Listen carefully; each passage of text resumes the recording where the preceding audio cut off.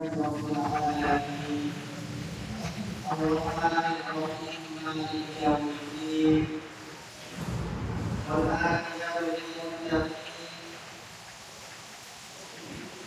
فإن خير الحسنى الحديث كتاب الله وخير الهدى هدى محمد صلى الله عليه وسلم وشر الأمور محدثاتها وكل محدثة بدعة وكل بدعة ضلالة وكل ضلالة في النار. وقد قال الله تعالى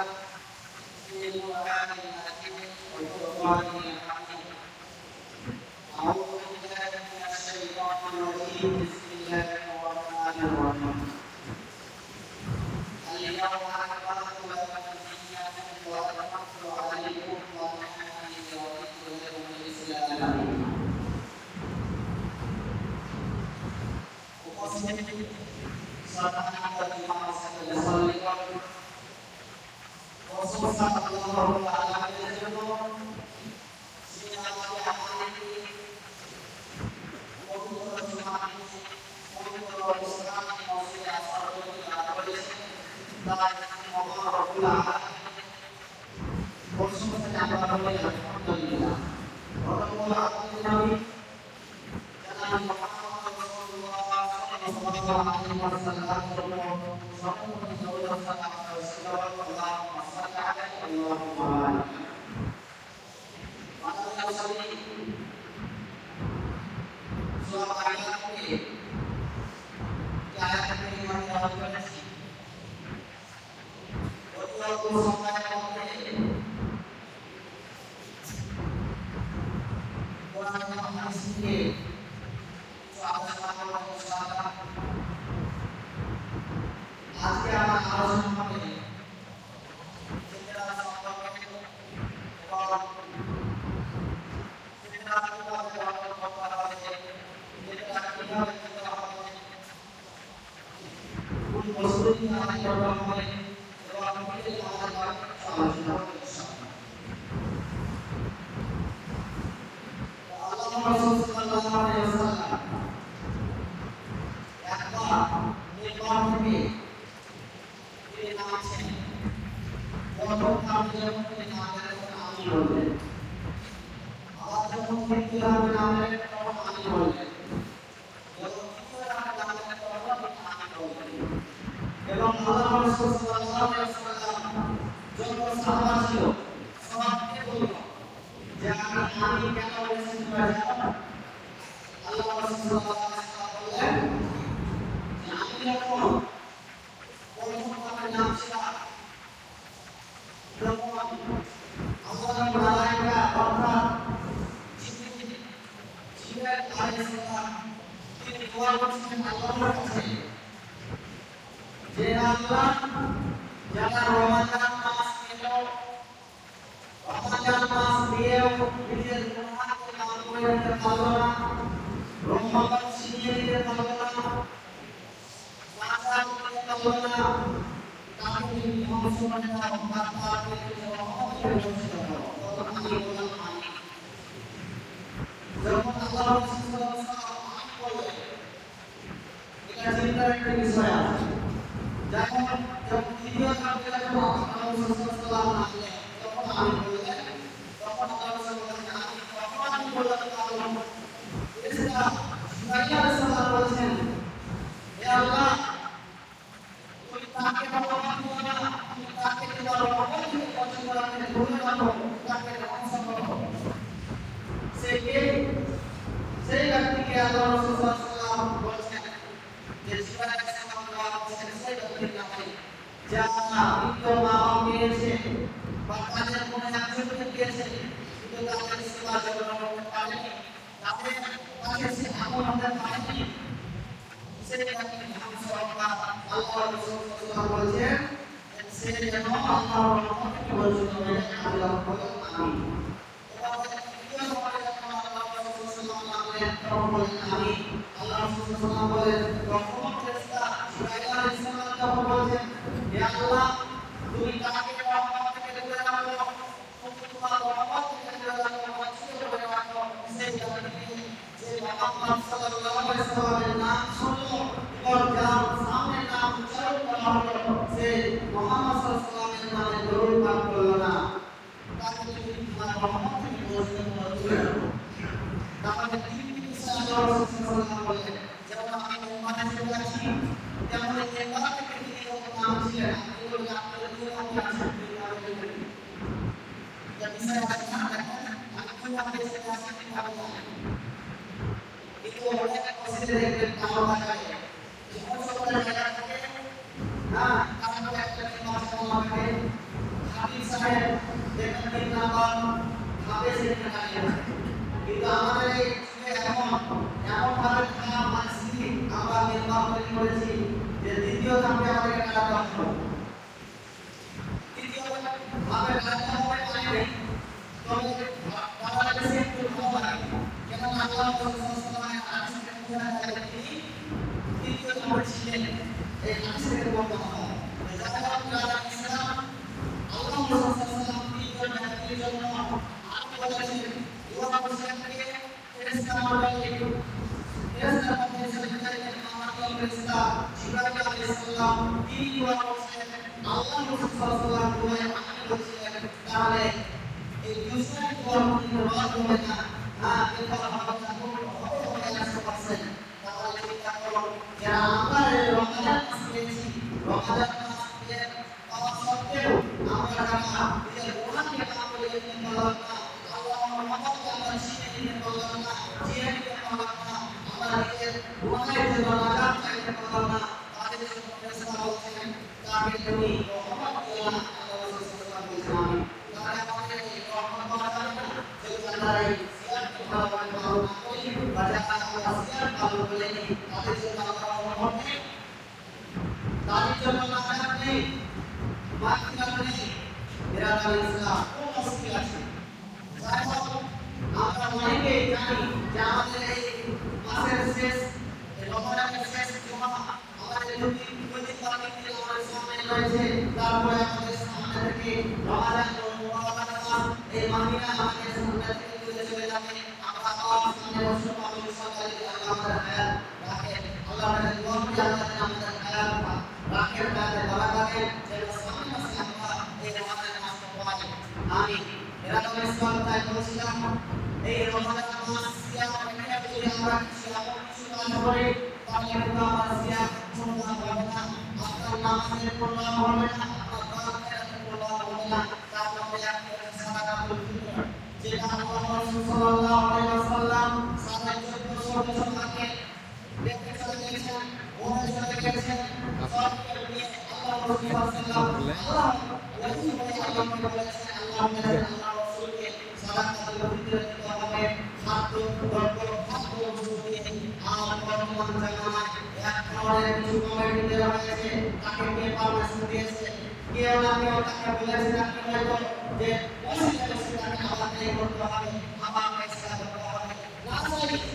এবং মহাকার 100 গ্রামের মধ্যে যদি পিছিয়ে আছে বড় মাত্রায় যারা মনে করে সে সব আমাদের যা চাই আপনি বেশি গুনাহ করলেন না চাই বেশি আপনারা চান আপনি গুনাহ করতে হয়েছে আপনি সন্ন্যাসী বলেন খুব সুন্দর খুব ভালো কাজ মানুষের উপকার করা কিন্তু যে কাজটি আপনি করলেন আল্লাহ রাসূল সাল্লাল্লাহু আলাইহি ওয়াসাল্লাম আপনি রাসূল মানলেন না আপনি তাকে বললেন আপনি রাসূল মান আপনার কথা আমি মানি না যার কারণে মসজিদের ভিতরে বসে এই আজাইব কাজ করা হচ্ছে লজ্জা করা দরকার বিরাদার ইসলাম আমি বলবো আপনাকে ফেতনাতে কে বলেছে আপনি জানেন না আপনার মোবাইল আছে না ফেতনা নাও যেতে হবে আপনি যেভাবে ফেতনা করছেন তার রহমত না হবে আমি গ্যারান্টি দিলাম আসল মায়ের বেটা যে বললেন টাকা দিয়ে কোনো গুনাহ হবে না তার সাদা হয়ে যাবে আমি বললাম সাদা হবে না সাদা রাসূল সাল্লাল্লাহু আলাইহি ওয়াসাল্লাম বলেছেন যে ব্যক্তি ইলিয়াস সালাতের পূর্বে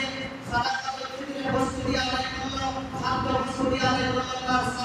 তার ফিতরা আদায় করা হলো যদি কেউ নামাজের পরে এই ফিতরা আদায় করে তাহলে সাদাকাতুল সাদকা হিসাব হবে কিন্তু হাদিসে আল্লাহ রাসূল সাল্লাল্লাহু আলাইহি ওয়াসাল্লাম ফিতরা বলেছেন খাদ্য বস্তু দিয়ে যদি কোনো ব্যক্তি নামাজের পরে কেউ সাদকা করে ফিতরা আদায় করে তাহলে ইসলাম ফিতরা হবে না ফিতরা হবে না তবে সাদাকাতুল সাদকা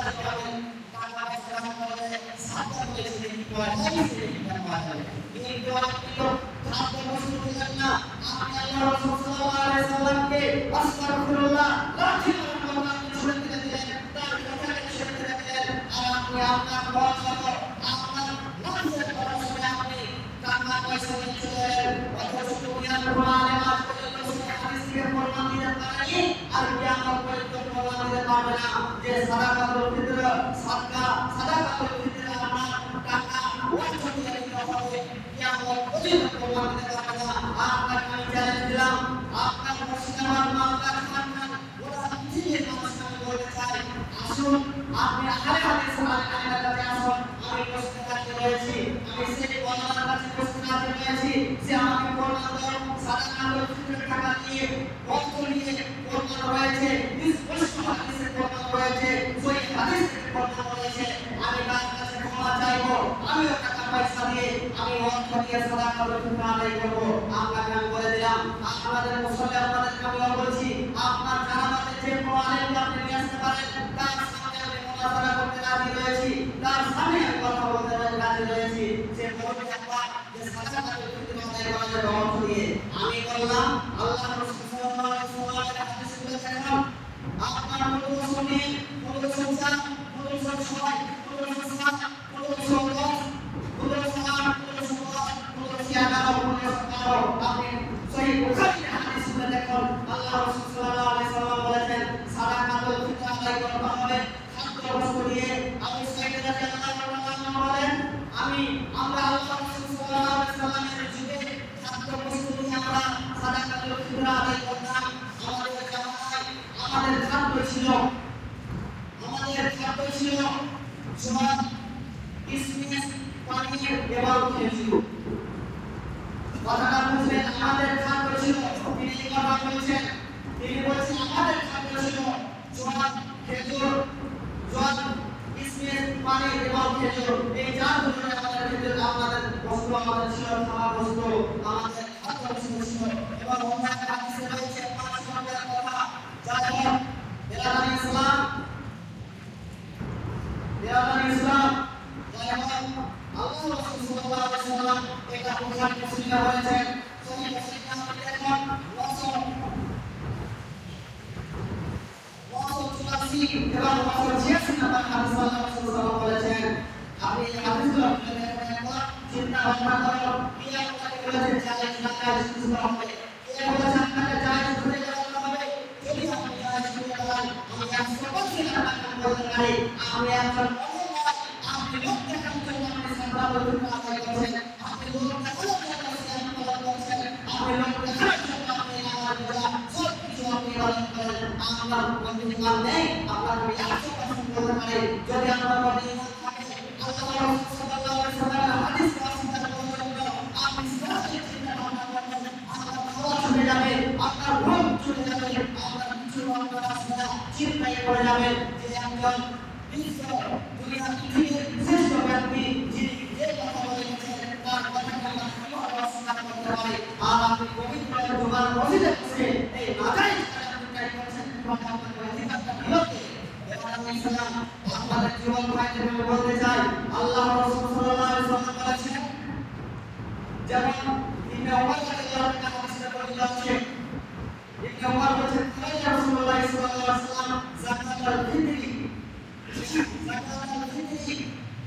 জাকাত এটা খরচ করা হয়েছে, আল্লাহ রাসূল সাল্লাল্লাহু আলাইহি ওয়াসাল্লাম খরচ করেছেন। প্রাপ্ত বয়স্ক আজাদ প্রদান পর পুরুষ এবং নারী, প্রাপ্ত বয়স্ক অপ্রাপ্ত বয়স্ক এবং ছোট বড় সকল মুসলিমের উপর, বিরাট মুসলিম সকল মুসলিমের উপর আল্লাহ রাসূল সাল্লাল্লাহু আলাইহি ওয়াসাল্লাম সাদাকাতুল ফিতর আদায় করেছেন। এবং আনতু বাইনাল আবদি, আল্লাহ সাল্লাল্লাহু আলাইহি ওয়াসাল্লাম বলেছেন যে মানুষকে আদায় করতে হবে আনতু নাস ইলা সালাহ, এবং এই সালাতুল ফিতর আদায় করতে হবে মুসলিমদের ঈদগাহ যাওয়ার পূর্বে এবং ঈদের নামাজের সালাতের আগে আগে সেই সালাতুল ফিতর আদায় করতে হবে। আর আজকে আমরা সাদাকাতুল ফিতর আদায় করছি, কোটি টাকা পয়সা দিয়ে ঈদের উপর আমরা জমা করে দিলাম, তারপর টাকা দিয়েছি, আমাদের এক বছর দুবছর সাদাকাতুল ফিতর টাকা আমাদের জমা করতে হবে। আর একটি কথা আপনাদেরকে বলে দিই, আপনারা বলবেন বাবাদের পক্ষে আমি শুনেছি আপনাদের গ্রামে, আমাদের বাড়িতে জীবনে প্রথম আপনাদের গ্রামে আমার দেখা যে এমন জঘন্য অন্য এলাকায় দেখেছি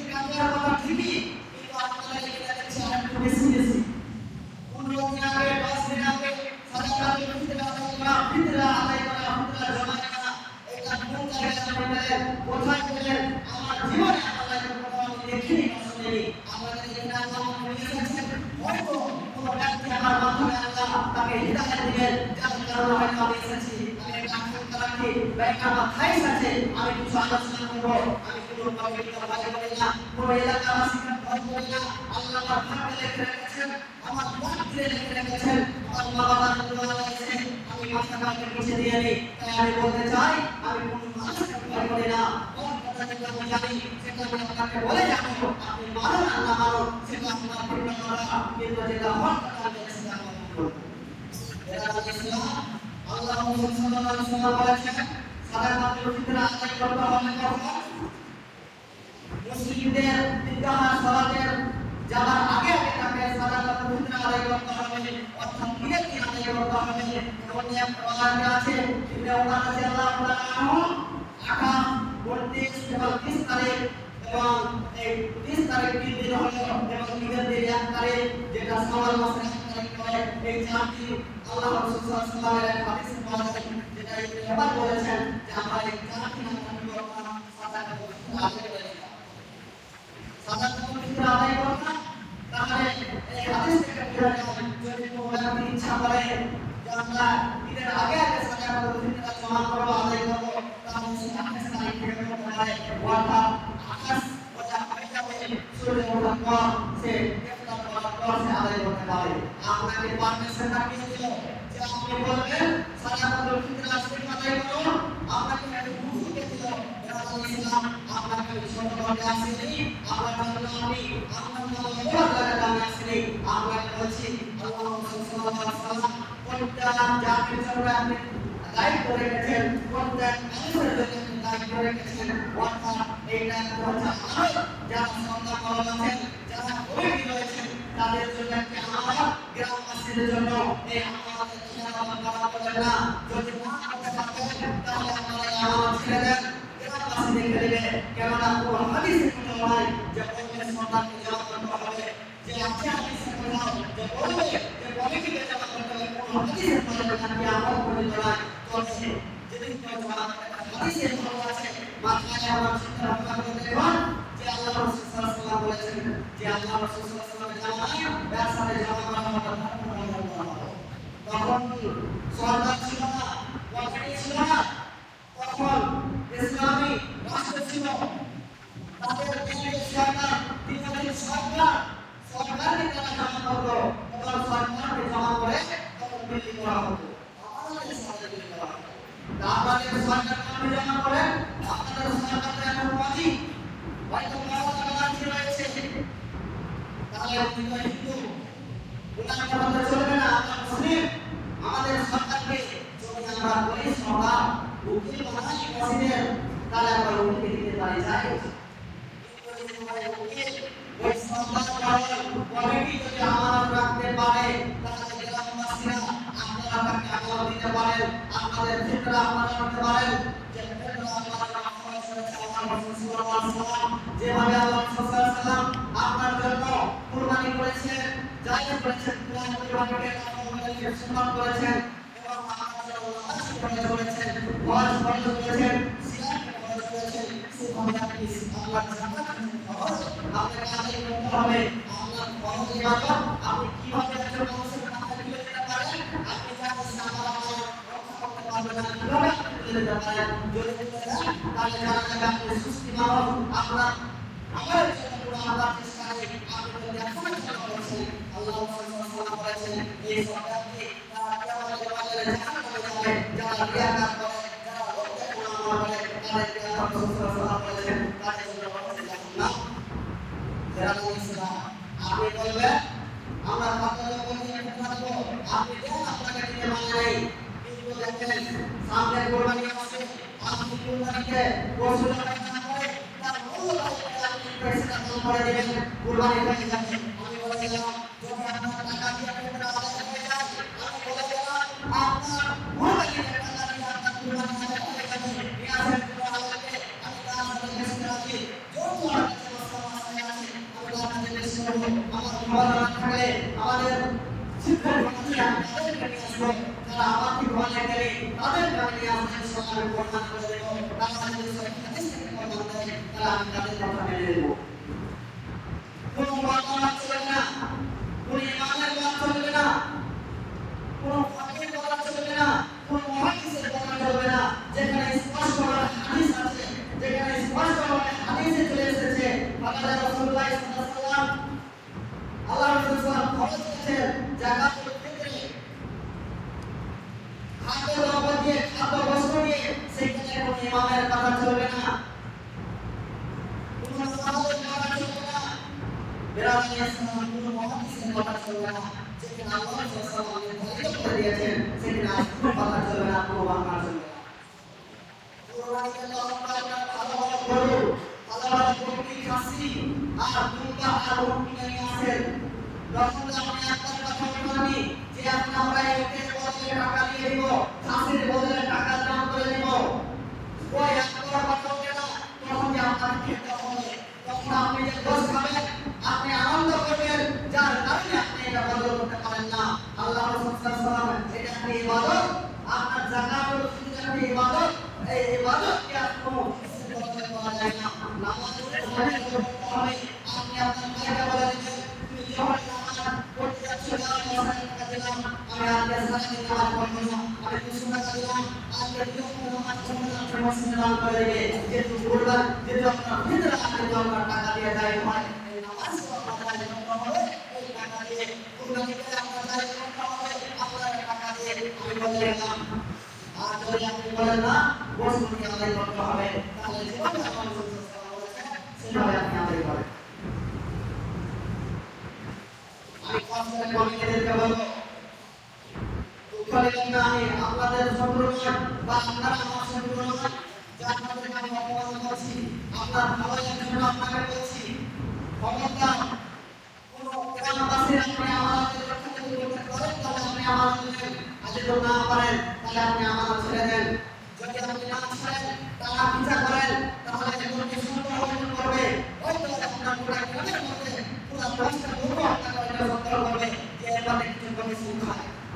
এটা গ্যারান্টি দিলাম আপনাকে আমি। আপনাকে বলতে না পারলে তার শারীরিক পদ্ধতি তার বংশের পদ্ধতি আপনাকে বলতে পারবে না, কিন্তু সেই সত্যি আপনাকে বলবে, মানুষ হিসেবে বলবে আমি বাধ্য দিতে তাকে আমি পুরো গ্রামবাসী পয়সা দিয়ে টাকা আদায় করছে, আমি যে না দিয়ে আমাকে সমাজ থেকে বের করে দিচ্ছে, এই ভয় মাঝে ব্যক্তি আপনাকে টাকা সাথে আপনাকে ক্ষেত্রে আদায় করছে। কিন্তু সে মনে চিন্তা করবে যে এটা আমাদের টাকা খায়, কমিশন খায়। বেরাদারি ইসলাম তাই আপনাকে আমি বলতে যাব বা বলবো যে আপনি আমাদের রক্ষা করতে পারেন, ঈদের আগে আগে যদি আপনি কন্ট্রোল করতে পারেন তাহলে আপনি জমালেন, যদি না পারেন তো আপনি বলে দেন যে তোমরা নিজের নিজের সরকার সেটা আদায় করে দাও, সেটা তোমাদের ব্যাপার, কি হয় আপনারা এটা কোনো চাইছেন না। আপনারা কথা হয়নি যে সরকার এটা সরকারের দায়িত্ব, কমিটির দায়িত্ব, যদি কমিটি না করে গ্রামবাসীকে যদি সরকার আদায় না করে এই কমিটির গুনাহ হবে, সরকারের গুনাহ হবে। কোথাও নেই আপনার বাড়ির পাশে আপনার বাড়িতে আপনার ছেলে নামাজ পড়ে না, তখন আপনার চিন্তা হয় না, আপনি ভেতরে আগে চিন্তা করেন তুই ভেতরে না তোর ভেতরে আদায় করতে হবে, টাকা আদায় করতে হবে। আমি যদি তোমার বাড়িতে সামলাও তোমার বাড়ির লোককে তুমি পছন্দ করে নামাজ নাও, তারপর তুমি ভেতরে দিতে যাও। এটা ইসলাম। ভেতরে আদায় করতে হবে কখন? আকাশ বাড়ি থেকে আকাশ বাজার থেকে এবং এই বন্টন করতে হবে, ঈদের নামাজে যাওয়ার আগে আগে বন্টন করতে হবে, ঈদের নামাজের পরে যদি বন্টন করে তাহলে সেটা জায়েজ নয়, মসজিদ মাদ্রাসা ঈদের জায়েজ নয়। এটা আমরা ছেলে মসজিদে ঈদের চলবে না, মাদ্রাসাতেও ঈদের আদায় চলবে না, মাদ্রাসাতে ঈদের আদায় জায়েজ নাই। আল্লাহ রাসূল সাল্লাল্লাহু আলাইহি ওয়াসাল্লাম বলেছেন এই ঈদটা হচ্ছে মিসকিনদের গরিবদের জন্য এবং রোজাদারের রোজার জন্য। আপনি রোজা করেছেন, রোজা অবস্থায় কাউকে গাল দিয়েছিলেন, হয়তো আপনি মিথ্যা কথা বলেছেন, আপনি কাউকে ঝুঁটা কথা বলেছেন, এই ঝুঁটা মিথ্যা কথা বলার কারণে আল্লাহ রাসূল সাল্লাল্লাহু আলাইহি ওয়াসাল্লাম এই যাকাতুল ফিতর ফরজ করেছেন এবং গরিব মিসকিনদের তাদের খাদ্য ব্যবস্থা করার জন্য এই সালাত ফরজ করেছেন। মসজিদের জন্য মাদ্রাসার জন্য নয়। আপনি কি করে মাদ্রাসার জন্য রাখতে পারেন? আপনাকে চিন্তা করতে বলেছে যে মাদ্রাসা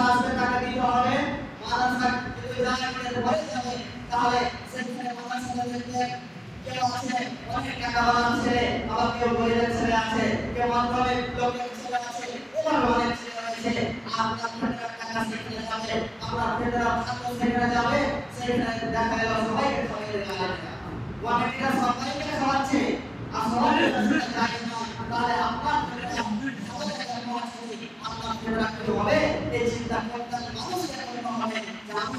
মানুষকে জমা করছি, কমিটিকে জমা করছি, সরকারকে জমা করছি, এই ফেডারেলকে ভালো জায়গায় সঠিক জায়গায় পৌঁছেছে না পৌঁছে না সেটা আপনাকে ছাঁকনি করতে হবে। যদি আপনি জানেন সঠিক জায়গায় পৌঁছে না, তাহলে আপনি তাকে জমা করিয়েন না। বলবেন না যে কমিশন এসে আমাদের এখানে বিভ্রান্ত লাগিয়ে দিল, ঝগড়া লাগিয়ে দিল। আমি হক কথা আপনাকে বলছি, যুবক ভাইরা, ভাই আমার বাবাজিরা, গ্রামের সরকার বাবাজিরা, আপনাদের নামে বলছি, এটি একটি ইবাদত। আল্লাহর ইবাদতকে কোনো বদল করিয়েন না, কোনো টাকা পয়সার সাথে বদল করার চেষ্টা করিয়েন না। কেননা আল্লাহ রাসূল সাল্লাল্লাহু আলাইহি সাল্লাম আল্লাহ রাব্বুল আলামিন সূরা মাইদাতে বলেছেন, আল-ইয়াওমা আকমালতু লাকুম দীনাকুম, আমি এই দিনকে পরিপূর্ণ করে দিলাম, আর কোনো কমতি নেই মানুষের জন্য, কোনো কমতি নেই, কোনো হিসাব আর অসুবিধা নেই। অর্থাৎ আল্লাহ রাব্বুল আলামিন আল্লাহ রাসূল সাল্লাল্লাহু আলাইহি ওয়াসাল্লাম বললেন, কেন বললেন? মানুষের যাবতীয় প্রয়োজন জিনিস যেগুলো দরকার সব কিছু কোরআনে বর্ণনা করেছেন, আল্লাহর হাদিসে বর্ণনা আছে, যা দরকার মানুষকে প্রয়োজন দিনের শিক্ষার জন্য, দুনিয়ায় চলাফেরার জন্য, আখিরাতের জন্য, দুনিয়ার জন্য সব কিছু বর্ণনা করে আল্লাহ রাব্বুল আলামিন বলেছেন, আমি মুকাম্মাল করে দিলাম, এরপরে আর কিছু হবে না। আল্লাহ বলেছেন বসে বসে 1400 বছর আগে সেখানে আল্লাহ রাসূল সাল্লাল্লাহু আলাইহি ওয়াসাল্লাম খরচ করেছেন খাদ্য বস্তু দিয়ে তোমরা আর বসে বসে কমিটি আর লোকজনকে নিয়ে আপনি কিভাবে টাকা আপনি আল্লাহ রাসূল সাল্লাল্লাহু আলাইহি ওয়াসাল্লাম হাদিসে ছুটে দেওয়া লক্ষণের দেওয়া সমস্ত সেখানে আল্লাহ রাসূল সাল্লাল্লাহু আলাইহি ওয়াসাল্লাম বলেছেন, মান আমিলা আমালান লাইসা আলাইহি আমরুনা ফাহুয়া লোকেরা এমন কিছু আমল করলো সেটা আমার নির্দেশনা নেই, আমি বলিনি, তাহলে সেটা প্রত্যাখ্যান, সেটা রদ হয়ে যাবে, সেটা বাতিল হয়ে যাবে। বেরাদার ইসলাম সেটা বাতিল হয়ে যাবে। তাহলে ফেতরা যে আমাদেরকে বলেছে আল্লাহ রাসূল সাল্লাল্লাহু আলাইহি ওয়াসাল্লাম যে আমাদেরকে খাদ্য বাদ দিয়ে টাকা দিয়ে দিতে হবে, আল্লাহ রাসূল সাল্লাল্লাহু আলাইহি ওয়াসাল্লাম জামানায় স্বর্ণ ছিল না, মুদ্রা ছিল না, দিনার ছিল না, দিনার ছিল, মুদ্রা ছিল, সব কিছু টাকা পয়সা ছিল। তাহলে কি আল্লাহ রাসূল সাল্লাল্লাহু আলাইহি ওয়াসাল্লাম চাইতে আল্লাহ রাব্বুল চাইতে বেশি জ্ঞানী আপনি, আপনারা বেশি জ্ঞানী, আপনি বেশি চিন্তা করেন মিসকিনের জন্য, তাহলে কেন সবাই আপনি দান খেলাপ করেন না? কেন সবাই আপনি সাদকা করেন না? কেন আপনার বাড়ির পাশে তো একবার ঠিক মতো খেতে পায় না, দিন বেলা খায়, কোনদিন মাছ ঢুকে না, কিভাবে আপনি খাচ্ছেন? আপনার বাড়িতে বস মাছ প্রতিদিন, আর আপনি কিভাবে সবাই বলছেন কমিটি মিসকিনের ভালো হবে, টাকা দিয়ে দিই, টাকা দিয়ে জামা কাপড় কিনবে, খাদ্য কিনবে, এই চিন্তা আপনাকে করতে হবে। আপনি খাদ্য দিয়ে যান, যদি সে ব্যক্তি না দেন তারা আপনি দেখে দেবেন, আপনি এটা চিন্তা করে নেবেন যে তার কোনো খাদ্যর প্রয়োজন নাই, এ আমার ফিতরার হকদার নয়, তাকে দিতে পারি। আল্লাহ রাসূল সাল্লাল্লাহু আলাইহি ওয়াসাল্লামের জামানাতে মুদ্রা ছিল, সোনা ছিল, চাঁদি ছিল, দিনার ছিল, দিরহাম ছিল। ওই আল্লাহ রাসূল সাল্লাল্লাহু আলাইহি ওয়াসাল্লাম বলেননি, কোন সাহাবীও বলেননি যে আমরা কি করব, আল্লাহ রাসূল সাল্লাল্লাহু আলাইহি ওয়াসাল্লাম খাদ্য দিচ্ছেন, আমরা কি করে, আমরা কিছু মুদ্রা, দিরহাম দিয়ে আমরা ফিতরা আদায় করি। কোন একটা হাদিস পাওয়া যায় না, কোথাও একটা হাদিস পাবেন না। আর আপনি যারা আলেমের কাছে আপনি শুনবেন, দেখবেন প্রথমে বলবে খাদ্য বস্তু দিয়ে ফিতরা আদায় করা ফরজ, যদি কোনো ব্যক্তি টাকা দিয়ে আদায় করে তাহলে জায়েজ। তাহলে দেখেন ওয়াহাবে প্রথমে কি বলছেন, ফরজ বলছেন খাদ্য বস্তু দিয়ে, তারপরে বলছেন জায়েজ। এবার জায়েজটা কেন নিছেন কথা বলতে জানেন? আপনি সাহাবা একজন লোক আছে, সে বলছে আমি সাহাবীদের পেয়েছিলাম, এবার কিছু আলেম ভান্ডারে বলছে সে বলছে আমি সাহাবী, ও সাহাবীও ছিল, এভাবে সে বর্ণনা করছে। তার তাহাকি করতে জানে না, সে বাদারি হতে পারে, সালাফি হতে পারে, আর আপনার অনেক ধরনের কায়দা নিতে পারে, কিন্তু এই হাদিসে এই কথাগুলি জানা সে করতে জানে না। তো আর ওই সাহাবা আসলে কে একজন ছিল, কে কেমন ব্যক্তি ছিল, আসলে তার নাম কি ছিল, সে সাহাবী যুগ পেয়েছিল বা নবী যুগ পেয়েছিল কিনা সে তাকে কাজ করে জানে না। তাকে নিয়ে প্রমাণ করছে যে সে তখন কি করেছে, টাকা পয়সা দিয়ে সাদকাতুল ফিতর আদায় করেছে, অতএব সাদকাতুল ফিতর আদায় করা টাকা দিয়ে যায় জলদি, এটা ভুল। যেখানে আল্লাহ রাসূল সাল্লাল্লাহু আলাইহি ওয়াসাল্লাম হাদিস স্পষ্টভাবে বলেন অথচ বুখারী মুসলিমের হাদিস আবু দাউদের হাদিস সেখানে স্পষ্টভাবে বলা আছে আমরা কিভাবে আমরা টাকাকে আমরা আলাদা করতে পারি যে আমরা টাকা দিয়ে যাকাতুল ফিতর আদায় করব এটা কোনদিন সম্ভব নয় আমরা ফিতরা হবে না কোনটা না বলে গেলাম আপনি চিন্তা করুন তারপর আপনি ফিতরা আদায় করবেন আপনার ফিতরা আপনার দায়িত্ব আপনার ফরজ আপনি যদি মনে করছেন আমার ফরজ এই ইবাদত যদি ভালোভাবে সন্তান দ্বারা কমিটি আদায় করতে পারেন তাহলে আমরা দিব আর আপনি সন্তানকে আমি বলছি আপনারা খবরদার কোন মানুষের ব্যবস্থা চালু করবেন না মসজিদের যেটা আপনার মসজিদের টাকা ওই সদস্যরা নিয়ে নেন তাকে বলে দিবেন যে আমি তোমার সাথে আমি রিটার্ন করতে ক্ষমতা আমার নাই অর্থাৎ তুমি যেটা তোমার ইচ্ছা যেটা তোমার ফরজ সেই খাতে রিটার্ন করে দিবা আর যদি আপনার ক্ষমতা থাকে তাহলে আপনি তার কাছে যেতে পারেন তারপরে আপনি এর আগে চেষ্টা করেন কন্ট্রোল করেন মাদ্রাসা চিন্তা করেন না যে মাদ্রাসা না দিলে আপনার গুনাহ হবে আল্লাহর কসম করে বললাম এই ভেতরে যদি মাদ্রাসা না দেন আপনার কোনো গুনাহ হবে না রিয়াসত কোনো আলেমকে আমি বসতে রাজি আছি আমি 100বার বলছি 100বার বলছি আপনি রিয়াসত কোনো আলেমকে আপনাকে বললাম মাদ্রাসা দিয়েও চলবে না এবং টাকা দিয়েও ফিতরা আদায় করা চলবে না যদি টাকা দিয়ে ফিতরা আদায় করেন সামনে কুরবানিতে কিন্তু আপনাকে টাকা দিয়ে কুরবানি করতে হবে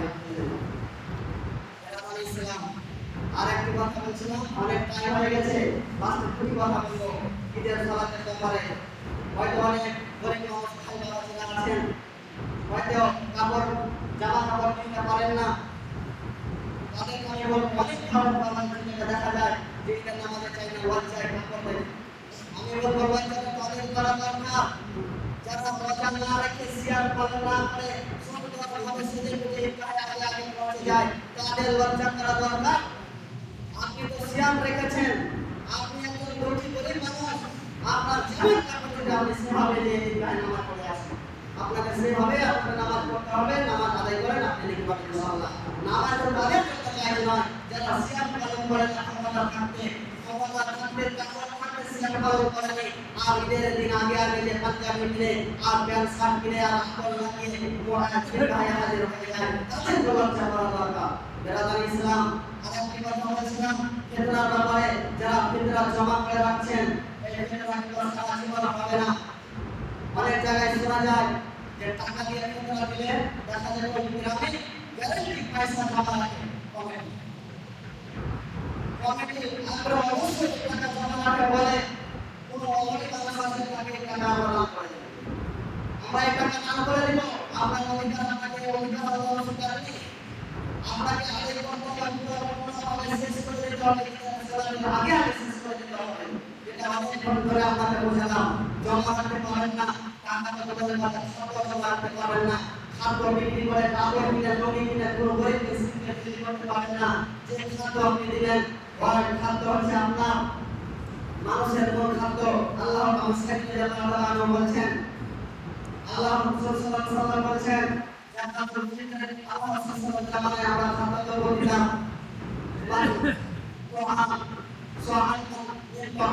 আমাদের খাদ্য বস্তু এটা দিয়ে আমরা করতাম এবং আমাদের খাদ্য বস্তু ছিল আপনার পানি